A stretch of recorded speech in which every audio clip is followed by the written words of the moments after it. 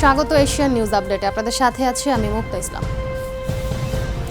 রাজনৈতিক দলের কর্মী কিংবা সমর্থকদের কোনোভাবেই নির্বাচনী পর্যবেক্ষক হিসেবে নিয়োগ দেওয়া হবে না বলে পর্যবেক্ষক সংস্থাগুলোকে সতর্ক করে দিয়েছেন প্রধান নির্বাচন কমিশনার।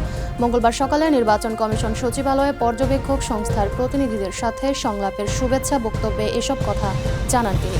সকালের সহযোগিতা নিয়ে জাতিকে একটি গ্রহণযোগ্য নির্বাচন উপহার দিতে প্রতিশ্রুতিবদ্ধ কমিশন।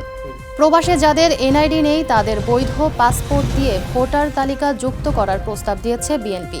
মঙ্গলবার বিকেলে প্রধান নির্বাচন কমিশনার এএমএম নাসির উদ্দিনের সঙ্গে বৈঠক শেষে বিএনপির স্থায়ী কমিটির সদস্য নজরুল ইসলাম খান একথা বলেন। তিনি আরও বলেন, প্রবাসীদের ভোটদানে নিবন্ধনের জন্য যে শিডিউল করা হয়েছে তা কম।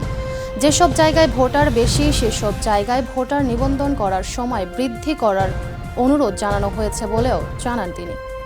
গণভোট অধ্যাদেশ 2025-এর খসড়া নীতিমালা অধ্যাদেশ আকারে অনুমোদন দিয়েছে উপদেষ্টা পরিষদ। মঙ্গলবার প্রধান উপদেষ্টা ডক্টর মোহাম্মদ ইউনূসের সভাপতিত্বে অনুষ্ঠিত বৈঠকে এই সিদ্ধান্ত নেওয়া হয়। পরে রাজধানীর ফরেন সার্ভিস একাডেমিতে এক সংবাদ সম্মেলনে আইন উপদেষ্টা আসিফ নজরুল জানান, ভোটারদের সুবিধার্থে গণভোটের ব্যালট হবে ভিন্ন রঙের। আজ থেকে গেজেট প্রকাশ করা হবে বলেও জানান তিনি। আসিফ নজরুল বলেন, গণভোটে প্রশ্ন থাকবে একটি, হ্যাঁ অথবা না ভোট দিতে হবে। দর্শক, এই ছিল এশিয়ান নিউজ আপডেট। পরবর্তী এশিয়ান নিউজ আপডেট দেখার আমন্ত্রণ রইল। ধন্যবাদ এতক্ষণ সাথে থাকার জন্য।